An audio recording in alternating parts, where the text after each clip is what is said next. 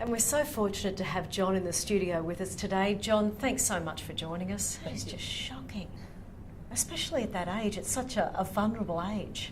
It is a vulnerable age, and one of the reasons I wanted to tell my story was for the parents of children like me to understand how they should deal with the situation.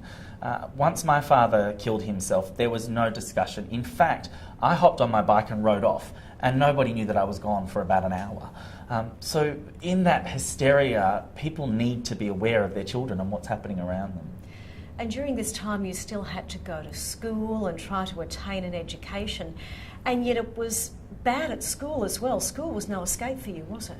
No, in fact, as much as people may think it's callous to say, what happened at home and what happened with my father probably wasn't the low light for me and probably wasn't the worst part. Going back to school 2 weeks later and facing those people was the worst part. So what was happening at school? Constant taunts at school. So I was bullied for everything you can imagine, from being the poor kid at school, the only kid without a uniform, being the faggot, being just abnormal, being different to other people, and that scared them. They didn't know how to react to that. And how did you react to that, being bullied? Did you fight back? Did you try to turn away? When people ask me how I reacted, I really am quite reluctant to tell them, because I'd hate someone to take my situation and how I handled it and try and impart that on their own situation. It can be a really dangerous mix because they're all different. What I did do, however, and I don't think it was the right thing, I withdrew from life. I created my own fantasy world with Matchbox cars, and I hid from the world. So at school, I was not vocal, I was not outspoken, I was not confident. People who know me today could not possibly believe how different I was at school to the person I am today. So how did you make the change then? I mean, your story is incredibly inspiring to so many young people. How did you break out of that? I knew from a very young age that the way we were living wasn't right. The way my parents interacted with each other wasn't right. The way they interacted with us wasn't right. And I was driven to just be so different to that. I had two choices to make very young: either end my life or make it better. And I chose to make it better. Did you come close to the first option at any stage?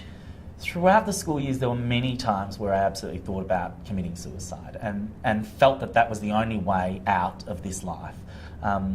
And it was just the sheer determination, and possibly television and seeing other people's lives. I stopped viewing that as fantasy and started to think that could be reality. And that's really what I think pushed me to strive for better. When did you decide that you wanted to write a book about all this? It's quite, it's a big way of exposing your vulnerabilities, isn't it?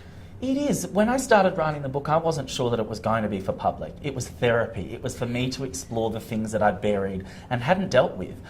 As I started writing and realised how much it helped me, I realised that that may help other people. That's why it's out there now. You know, it's funny, you hear a lot about bullying in schools and in families. You also hear about workplace bullying.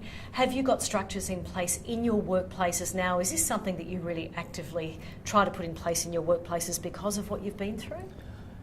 I have a zero tolerance policy in my entire life for bullying. I don't tolerate it at home, I don't tolerate it at work, and I don't tolerate it in social circles. It's unacceptable, and if only the rest of the world could adopt that, it would be a great place. But certainly we're very firm on it in our workplace, yes. Well, you're doing all you can to change the world. Thanks so much, John. Thank you. So how did it get better for you? What was the turning point? What was your secret to reinventing yourself? I don't know that it was a secret necessarily, but I know that my motivation was to not be that person, to not be the faggot or the pauper or the busho that I was called at school, to not be like my family.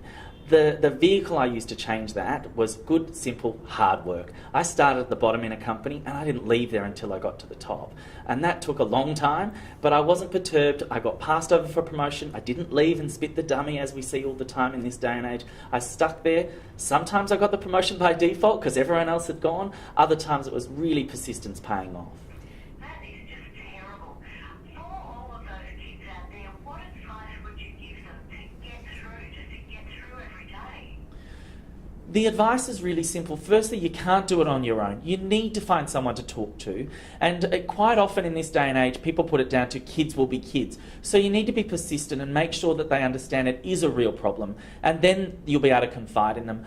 But ultimately, what I'm really trying to say to people that are in that situation is, this is not your life. This is just the beginning of your life. And it will get better. I've been there and I'm living proof that it doesn't have to be like this forever.